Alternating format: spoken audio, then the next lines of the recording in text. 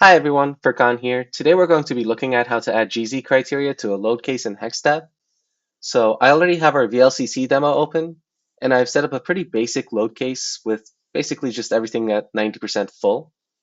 And we're going to run the load case first, and that's going to give us our basic condition with our strength curves, basic GZ curve, weight summary, etc. Now to add our GZ criteria, we're going to go up to the top ribbon where it says Add GZ Criteria. And we can add whichever criteria that we want. I'm going to just do IS code 2.2 and 2.3, two fairly standard ones. And we can actually choose multiple at a time. So I'm going to select the two that I want. I'm going to hit open. And you can see that we have them selected here. Now when I run this again, you'll see that we now have alarms. So what our alarm is telling us is that we're passing the general criteria, but we're failing IS 2.3 weather criteria.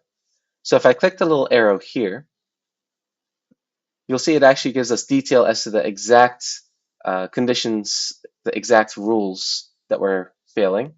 And if we scroll through, it'll give us what it's supposed to have, whether we pass or fail, what we've attained, and then the minimum and maximum values. Now, we can also actually create our own GZ criteria by going through the Open GZ Criteria Editor. And you can see this brings up a new menu. And in this menu, we can go to File and say Open GZ Criteria if we want to use something like IS 2.2 as a basis and then continue modifying from there. Or you can actually go through each option and create your own criteria. Now we're going to go into more detail on how to actually create your own GZ criteria in a future video because that's a bit more of an involved process. That's all for today's video. Thanks for watching.